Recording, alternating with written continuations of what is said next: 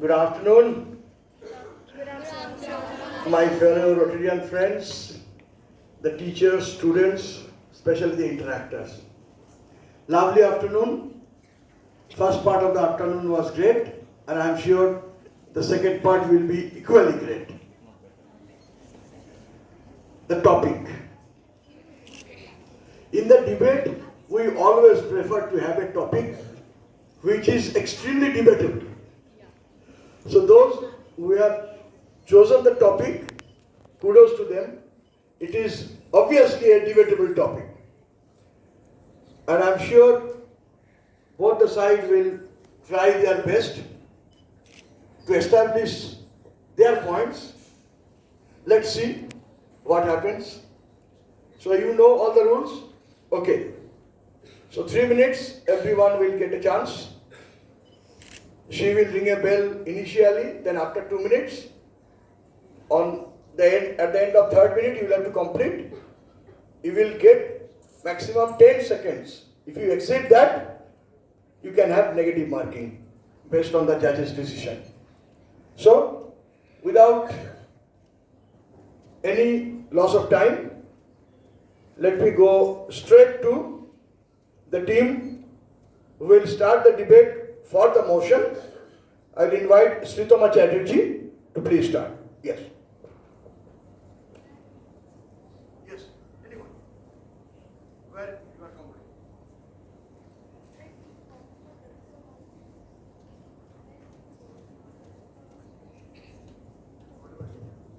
Judges, can I use these two blank papers?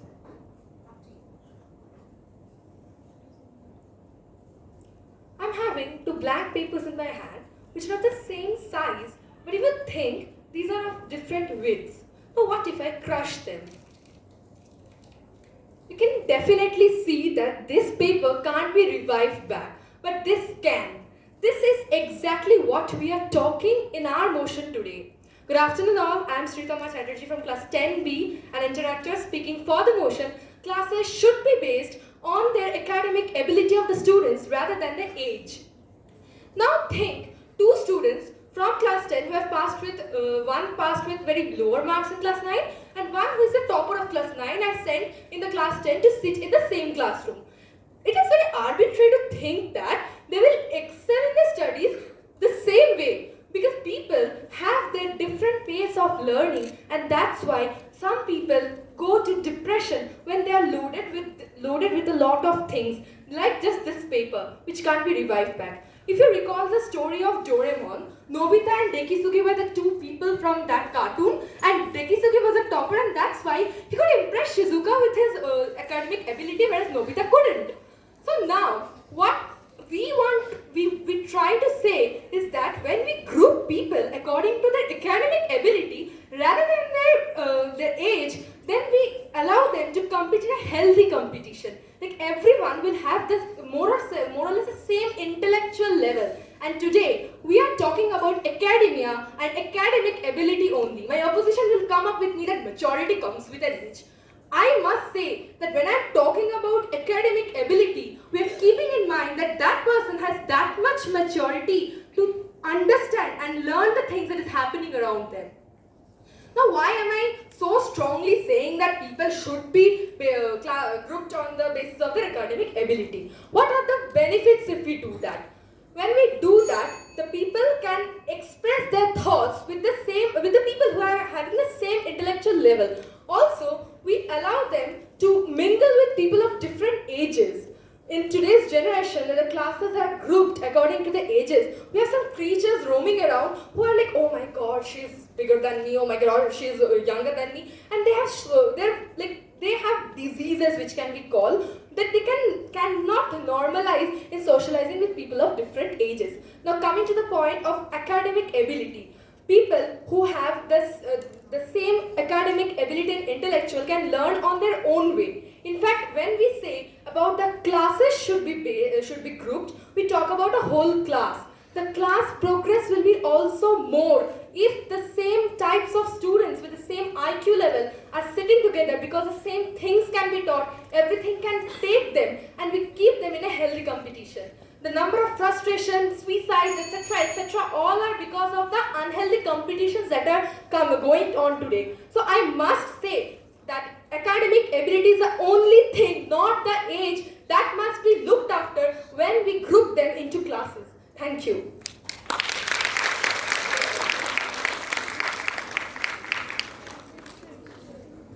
Question on this side. What is your name? So, Sayantika Banerjee, against the motion, will ask a question. So, in ability-based grouping, where the students are of equal ability, there is competition for even 1 or 2 marks. So, how can you say that there is healthy competition? That's healthy competition because they have the same intellectual level as I told you. Because when you're talking or against the motion, you're of course talking about that they should be aged according to the group, according to the ages. They should be grouped according to the ages. I'm sorry. And when we do that, you think you have some other IQ level and a person who has some other IQ level are together put into a class. And don't you think that if she gets lower marks, she would not be scolded by her mother at her home? Won't she? And if we are having the same, with people who have the same intellectual level, they at least get the chance to compete with them. It's a healthy competition. You must compete. Like when you are talking about unhealthy competitions regarding to age, so healthy competition is definitely there, be it for 1 mark or half a mark. Thank you.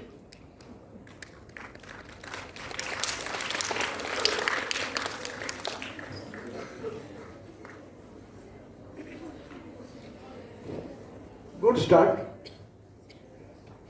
with some positive points. She also gave some examples also. I'm sure most of you have enjoyed that. So now let's come to the against team. So from the team against the motion, Debayani Paul will start.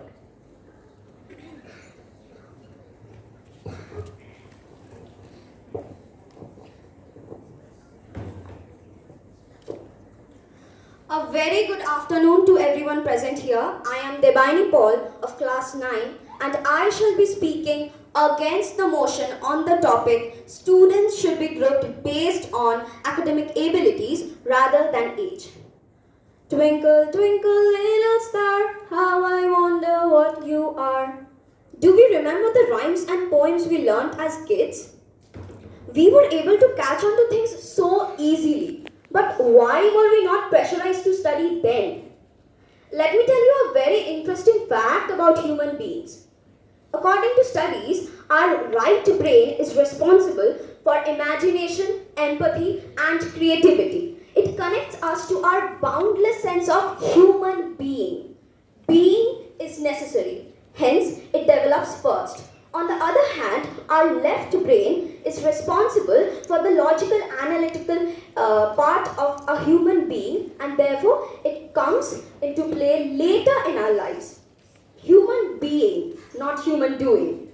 This is why play is so important in child learning and why we need to be careful with the amount of academic pressure and timing. Therefore, this development should not be hampered until a person becomes 10-year-old. Just because a child is capable of memorizing does not mean that they are ready for it. According to my proposition, when we group students according to age, there will be greater chances of healthy competition. Wrong.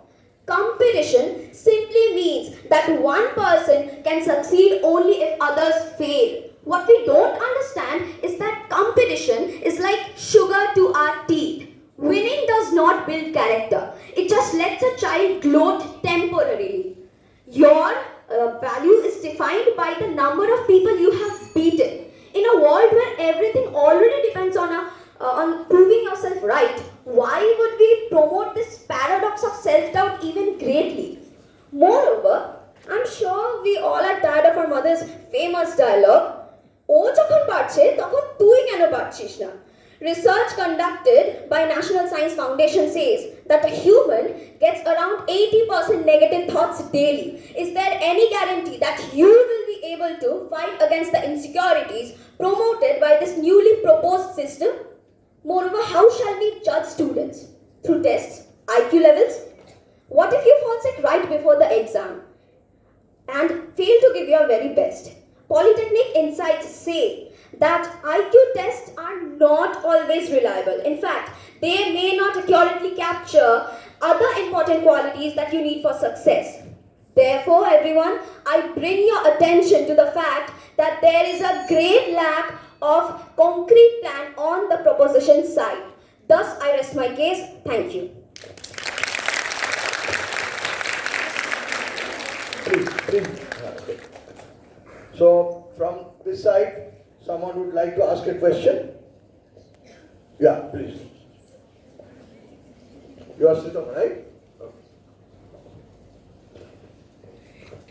You said that if classes are based according to their academic ability, they won't be able to play in their childhood. How can I relate playing and studying in classes where with the students have equal academic ability? How does it hamper the playfulness in your childhood? Good afternoon. Thank you for your question. Now, to begin with, I never said that studies might hamper a child's playing or the playtime. What I meant to say in my speech, if you look into it carefully, is that a child requires playtime or or less academic pressure until a child is 10-year-old. Why? Because the right brain gets that much time to develop. After 10-year-old, your right brain does not get the time to develop properly, and you are left with demotivation or you're lacking in imagination, creativity. So I request you to recheck what I said before. Okay.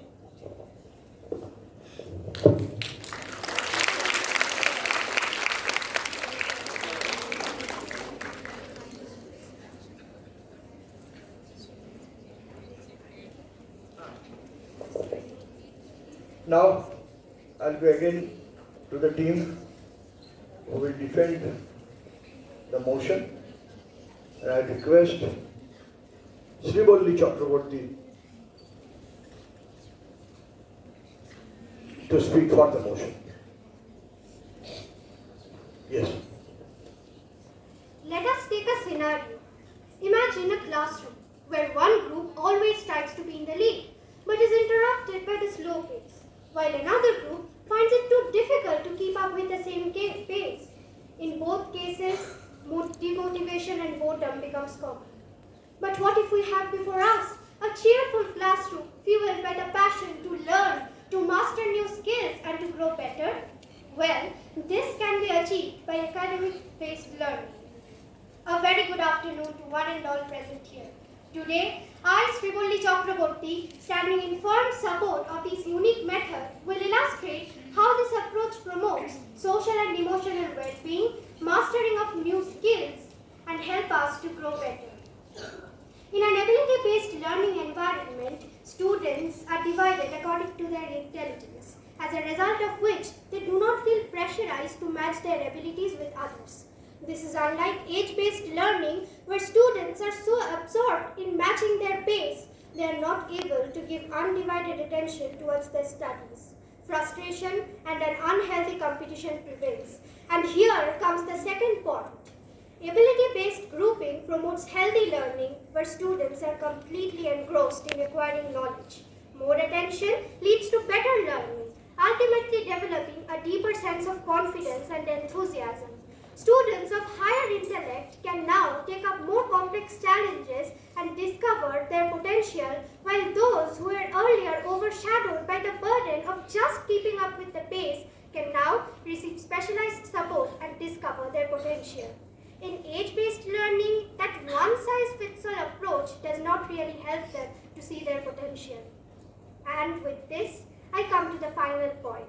In age-based learning, students often memorize complexities rather than understanding them. This appears as a bigger problem in later life when they go for more advanced concepts.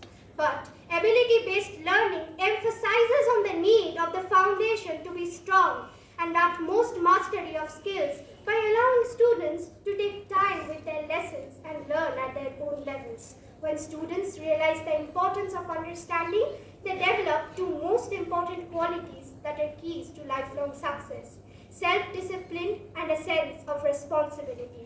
So let us give the students the best chance to become their best versions through a system that values understanding and motivation rather than age. Thank you.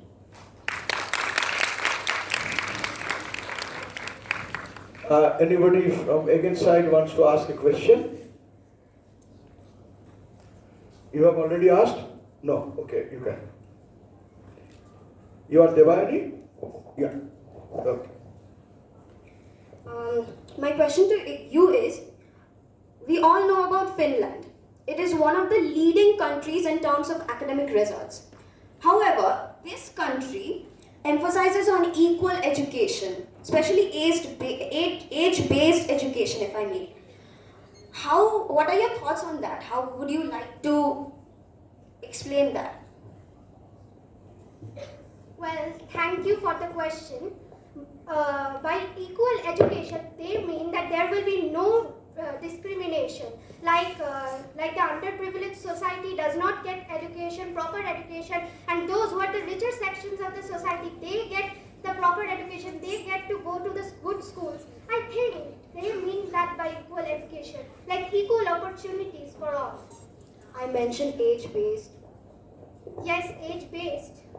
But even in case of age-based, it's actually based on discrimination, and in age-based, there is a little bit of discrimination, but if we look at that from another spectrum, then we can see that equal education also means that there will be no discrimination between richer sections of the society and underprivileged sections of the society. Your question is not relevant to age-based.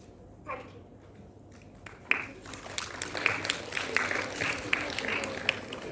Okay. Intelligent question and intelligent answer. Now, the time for the team against the motion. So I will request Shayantika Banerjee to present her case. A very good afternoon to everyone present here. I am Shayantika Banerjee from class 9 and I am going to be speaking against the motion. The debate over whether classes should be grouped based on academic ability rather than age is a contentious one, with proponents advocating for a more tailored educational approach. However, let us consider a scenario. Imagine walking into a classroom where the students are divided into struggling and gifted ones, or maybe into advanced, average and below average groups. Well, how would you feel if you were in such a situation? There are a lot of compelling arguments against ability-based grouping. To begin with, let us talk about equity and access. Students from unprivileged backgrounds may not have access to the same resources and support as their more affluent peers, leading to disparities in their academic performance. While schools group students based on ability, they often inadvertently reinforce these disparities, as students from disadvantaged backgrounds are more likely to be placed in lower groups. This can limit their exposure to high-level content and reduce their opportunities for academic growth. So, can we really justify a system that further disadvantages the already marginalized students? Other than that, we also have developmental considerations. Children develop at different rates, and their academic performance can fluctuate over time. A research study by the American Academy of Pediatrics suggests that the developmental pace of children varies significantly. So, grouping students strictly by ability fails to account for the natural variations in development. For instance, a student who may be struggling in a certain grade may excel in another due to changes in interest, maturity, or instructional methods. By adhering to age-based grouping, schools provide a framework that accommodates individual growth trajectories without actually affecting the self-esteem or the motivation of the students. To conclude, I know some may find ability-based grouping to be more beneficial for maximizing educational outcomes. But think about it. Should we really risk damaging the self-worth of the students just for the sake of increase in efficiency. After all, learning is not just about achievement, but a part of it is also about enjoyment. I personally believe that age-based grouping will better prepare the students for the complexities of the world beyond the classroom. Thank you.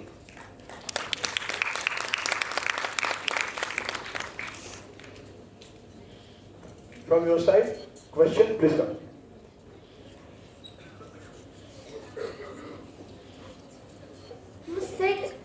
You said grouping students on the basis of skills will increase the discrimination against marginalized students. Why will teachers discriminate against marginalized students? They don't have any reason to. I think you did not understand what I said, because I never said the teachers would discriminate them. I said that they won't get enough resources, because in like the students from low income families, they usually don't get the resources like us, like the more affluent students. So in that case, and in some cases they even have to work some jobs alongside studying, which can like limit their there can be distractions due to which they won't be able to like focus on studying as much as we do. So that is what I said. And a research study by the National Center of Education Statistics, it states that the students from low income families are usually placed in lower groups, lower groups in countries where ability-based grouping is practiced. So that is what I meant. I never said the teachers would discriminate them. They do not have enough resources. So that is what I meant. Thank you. Thank you. So we all know, please be seated.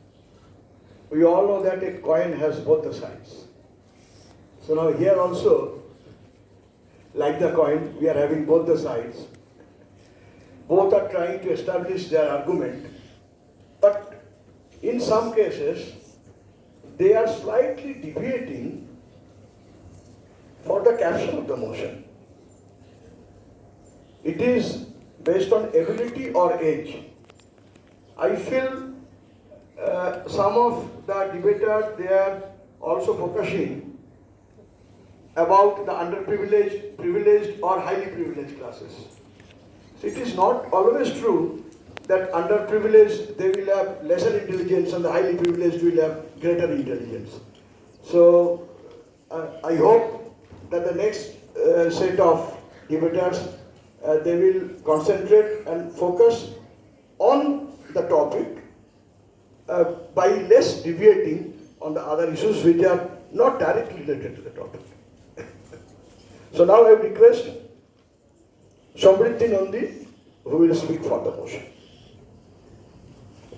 আচ্ছা ওই যে প্রশ্ন করেছিল কি নাম তোমার না ওই যে হ্যাঁ কে প্রশ্ন করেছিল ওই ঠিক আছে চল Well, many of us have heard of the web series or have at least seen it, right? The web series is called Young Sheldon. Well, Young Sheldon follows a 7-year-old who studies in high school and even attends university lectures. Now tell me, how would he have felt if he could not reach his full potential just because his education system does not allow it? That is basically the topic of the debate today. A very good afternoon to everyone present here, my respected judges, my fellow debaters, and my lovely audience. Today I, Samriti Nandi of class 9C, will be speaking for the motion of the House. In countries that divide their students according to their age, they just assume that every individual sitting in the class has the same retention powers, the same mental capacity, and even the same learning patterns. I hate to break it to my fellow debaters speaking against the motion, but that is clearly not the case. Dividing a class based on age completely shatters the individuality of the student. They are forced to sit in a class where they don't belong, forced to learn what they don't want to. Don't you think it creates a negative impact on their mind? Now imagine this. You're a young prodigy like Sheldon studying in, say, class 8. You can easily start learning the subject material of class 10, but you can't. Why? Because your education system does not allow it. So you are stuck in the same class, studying the same lessons which you understood aeons ago. Would you have felt bored, frustrated even? Well, I certainly would have. My dear audience, I'm arguing for an education system where you can move up a grade if you have the potential for it. Sounds like an educational utopia, but it can be so easily obtained with just one single change. Now, we've all been in this situation before, where our science teacher assigns us a group project. All of us are working, but there's always that someone who just sits there, clueless. She just doesn't know what to do. Now, if this student was placed in a group where she does belong, where she does understand what's going on and needs to be done, don't you think it would have boosted her confidence, help her mingle with the other students more? Dividing classes on the basis of skills helps foster peer-to-peer collaboration. Thus, I would like to conclude my speech by saying, if classes are divided on the basis of skills rather than age, it would help reduce the depression, the anxiety, and the frustration that most of the students of this generation face. Thank you.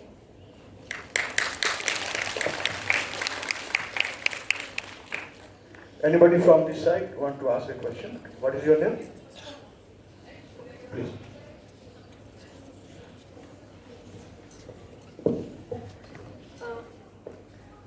I think this age-based learning always promotes diversity. Now, what you said does not include this. Now, in ability-based, different kind of students interact. So, if I am great in science, I'm interacting with a student who is great in maybe English. So we get to know things beyond our interests.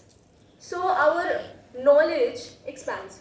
And this is very important for overall learning, for actually in real life experiences. So what do you have to say for this? No, I am not saying that a student will not interact with others who are at ease with the subject. Like, if you excel at maths and you are mixing with someone who excels at science, that is completely acceptable in skill-based learning system. What I am saying is that classes should be based where different students of the same level are interacting, not in a specific subject. For example, if you are in class 9 but you have this potential to study for class 11, then you can. It doesn't mean you have to excel at particular subjects. Can I counteract? Just learning one single thing, one single skill. Maybe you're great in maths and you are learning maths. It won't actually help in the future because alongside maths, you have to understand maybe if you, for example, an economist, he can, to function well, he also has to know history to actually solve the problems. So, in India, which follows the age-based learning system, after class 11, we are actually divided in our subjects. We don't learn every single subject present in the entire universe. We just focus on the ones we are good at, which we think we are good at, and get to a career in that subject. So it is not present in our education system only. okay.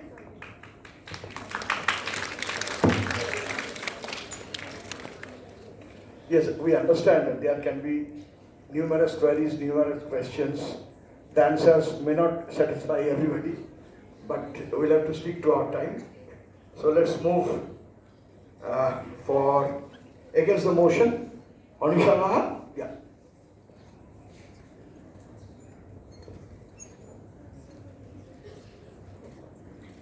Education is not filling up a pail but lighting a fire. Good afternoon, everyone. This is Anisha Laha, and today I firmly stand against the motion that classes should be grouped based on academic ability and not age. Education is quite a overused term, but what do we mean by it? Education does not only involve academic excellence and marks, but it also involves creative thinking, critical thinking, mature thinking, and outer knowledge. But this proposed system being too rigid and non-flexible restricts this idea of education, while in age-based learning, different minds with different inclinations intermingle, expanding each other's knowledge horizon.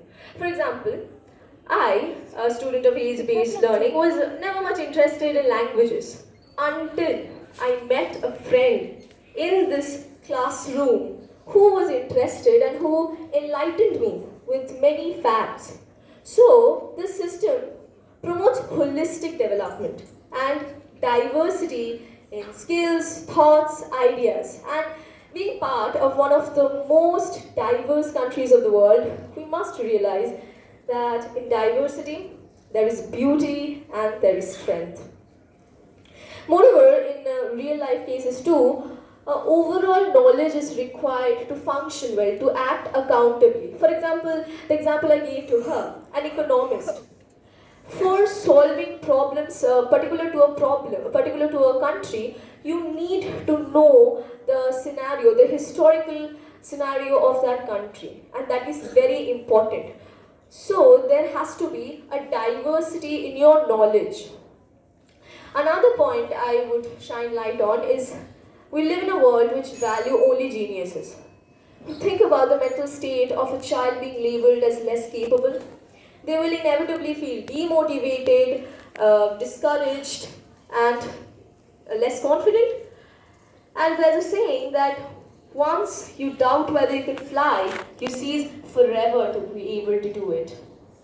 Moreover, this system intensifies competition.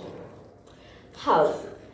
Can true friendship prevail if I see my partner not as a companion but as a competitor? And this also creates suicide rates and depression.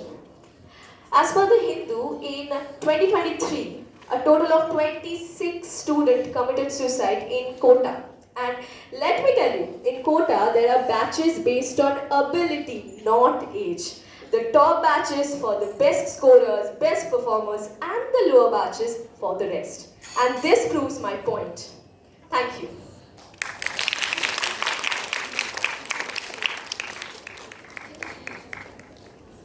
So who wants to ask question?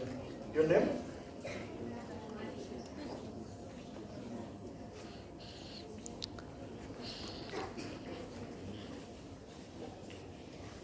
You said that ability-based learning is non-flexible, it is rigid, as it is based on a specific subject.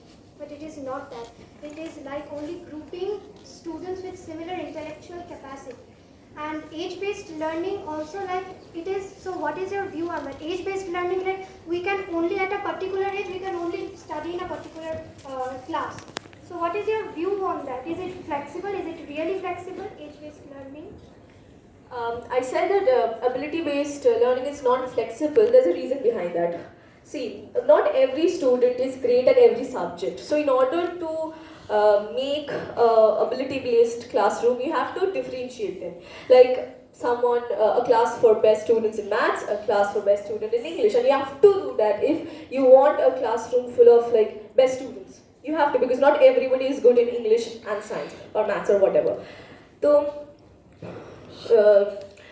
So whenever you do this, for example, if a classroom is made up of only those who are great in maths, so they will interact, and this interaction will not, to a large extent, expand the knowledge horizon. Why? Because as I gave the example, a person who is great in maths, and if he or she talks with a person great in English, then he or she will get to know about books, about different writers, and so that person can grow an interest over a subject he was not well acquainted with before. And this promotes flexibility. This is how I meant. I asked how it was rigid, and like ability-based learning is not only like grouping people according to subjects. How are you going to group them then? Because see, if for example I'm great, as I said, if you are not going to use subjects, then I do not think there exists a large number of students who are great in everything. So how am I going to do that? Like there's an average. Some are like weak, and some are like they can memorize things faster, they can understand things faster, and some students take time. So I know students are great in maths and they are really not great in social science, for example. Then, yes, but ability-based learning is actually based on intellectual capacity, so they will receive specialized support for that. I don't get it. I'm sorry. I rest my case. It's going to continue forever. Thank you. Okay, thank you. So as our district governor said, that is, young minds are most creative minds now. So we are just having a touch of those. Everybody who is coming in front of the mic, presenting something new, something innovative, and obviously something debatable. So debate is proceeding according to the expectation, and I'm sure the last two speakers will add something more thought-provoking points so that it becomes difficult for the judges to judge the team and the individual who will perform best.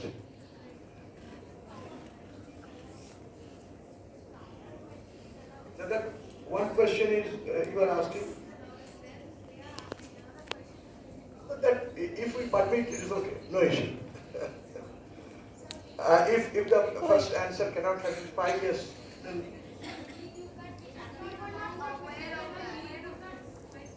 okay. So,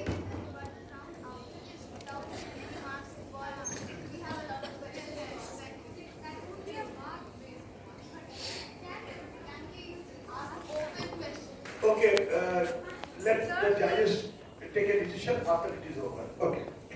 Sir, we are also working on that some time restraint. Yes. Yeah. Because we started it late. Now for the motion, Mehul বিশ্বাস will be the last one for the motion. Yeah. To the logician, all things should be seen exactly as they are, and to underestimate oneself is as much a departure as to exaggerate one's own powers. Sherlock Holmes' century-old words ring true even in these days. Good afternoon, everybody present here. Today I, Mehul বিশ্বাস of Class 9B, am standing before you all as the last speaker for the motion. Classes should be grouped based on academic ability rather than age. I shall strive my very best to answer a few questions regarding this. Now I come to my first point. What if someone asks, how efficiently can ability-based grouping be carried out? The answer is simple. Academic abilities of different children can be evaluated and children can be grouped into different sections based on their needs. As a result, teachers who lose precious energy trying to teach a class full of children who are at different learning levels need not lose his or her effort. Many Ivy League and Russell Group universities apply the same method to bring out the hidden talents of each and every student. The University of Oxford's core teaching depends on conversations between a tutor and 2 or at the most 3 students who engage with each other to solve problems and increase the student's knowledge bank. Therefore, the human resource, that is, a teacher, is being effectively utilized and efficiently utilized through a process that has existed in Oxford for over a millennia. Now comes my second point. Learning disabilities play a key role in this. Dyslexia affects 2 to 18% of the country's preschool population, dysgraphia 14% and dyscalculia 5.5%, which hampers their performance. Therefore, just as my fellow debaters who show emotional maturity and critical thinking skills way beyond their age and should undoubtedly be placed in higher classes, students on the other end of the spectrum who face learning disabilities too would benefit from ability-based grouping, where they would receive tailored instructions to help achieve their goals at their own pace. All this leads me to my third and final point. Now, I know that I'm not the only one who is aware of the dire shortage of jobs that qualified teachers face in our country today. Let's say if a class is being taught by a single teacher. Then if the class is being divided based on academic abilities of the students into smaller groups, then each small group would require at least a single teacher to teach them, thereby increasing the vacant spaces for qualified teachers by a lot. Therefore, academic ability-based grouping not only helps the educational system but also develops the economic and human resource-based spheres of the country. As a debate like this has no conclusion, I will end my speech by saying that this has been time well spent on deliberating about our future generation's education. Thank you.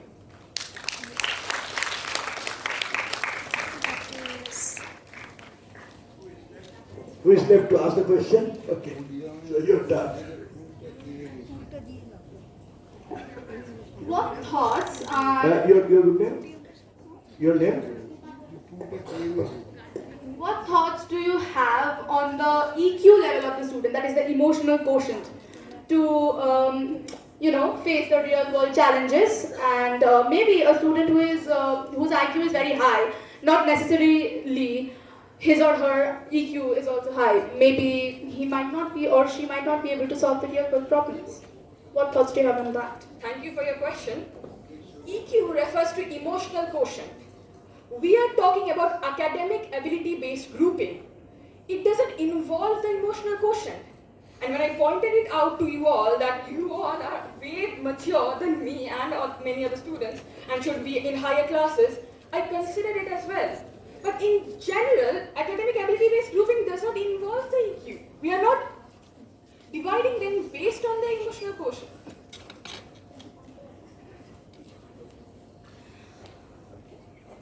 You did not get my question right. I wanted to say about the real world problems, the emotional quotient that is required to solve the real world problems. Suppose a student in the higher ability groups may not solve real world problems quite easily, may not handle them quite easily. Then what they would do in age-based classes, they get to learn things from different students, so their emotional quotient is also rising. So that's what my question was. So is age-based grouping helping us to improve our maturity level? I don't think so. There are no statistics to prove that age-based grouping helps us improve our maturity level. Okay. And we study in the same. Okay. Thank you.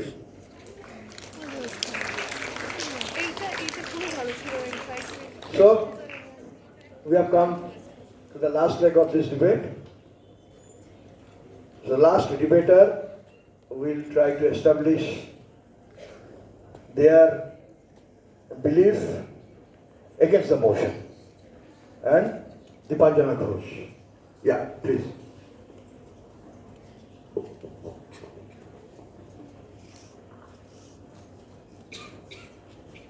dividing students by ability may seem logical at first glance, but in reality, it stifles potential, undermines social growth, and deepens the inequality that education is meant to overcome.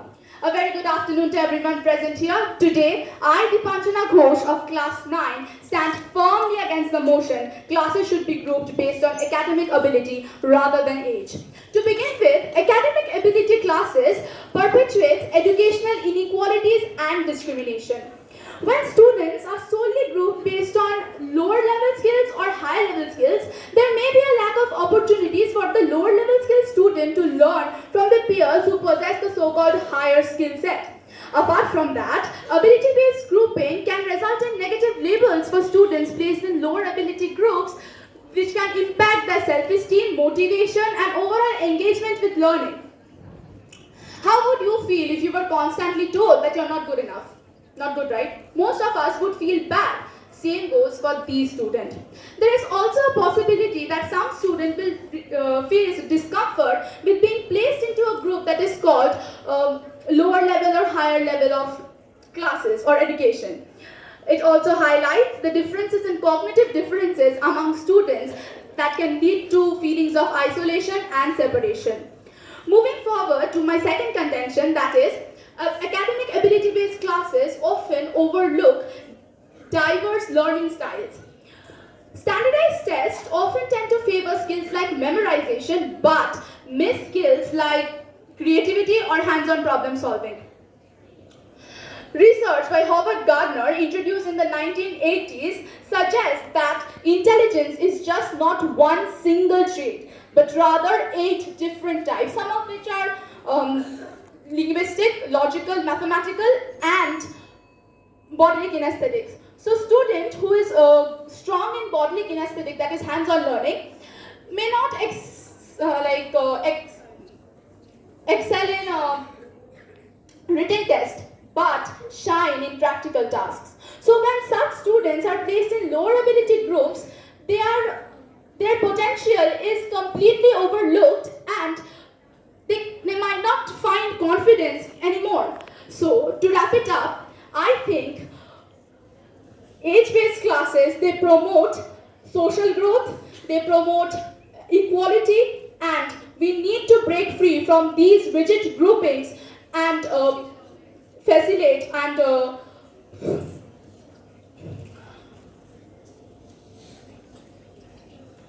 a more holistic approach to education. Thank you.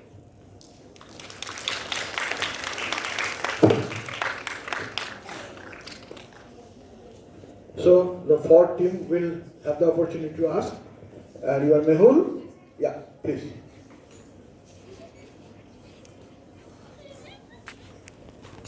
We meet again. Yeah. Hands-on problem solving is in no way excluded from academic ability-based learning. How do you plan to counter that? Yeah, so suppose there's a class which is for the best students in mathematics. So their concentration is constantly diverted to focus on their mathematics skill. There's this competition, as stated earlier, there's this competition, like I have to be good in maths. There is this competition, there stays this competition. So in that case, they are not focused, or they do not get the time to concentrate how to handle real world problems. You get my point? May I counter? I did not ask about real world problems. I just said hands-on problem solving skills. There also, how do you expect that a student who just continues doing mathematics, they'll be able to do hands-on problem solving? There is only one question per, because Okay. we are running under time constraint. 4 o'clock students will have to leave. So thank you for your Okay, question. okay, that's all. For answering. Okay.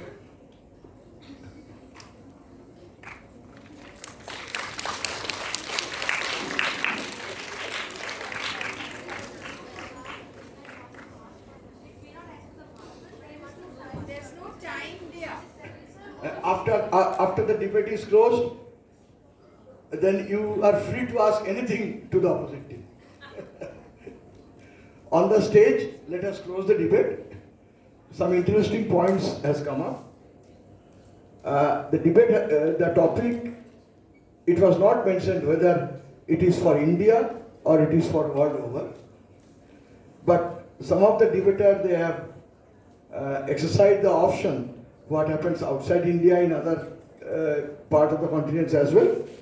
But some of the debaters also concentrated on the scenario what is in India. So both the sides are having their plus points and minus points. Some of those were dealt with, debated, but still there are some points which could have been addressed, which are not.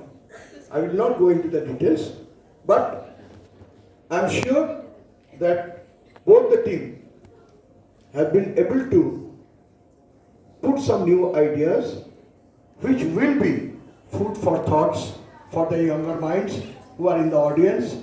What do you feel? The debate was okay? Yes.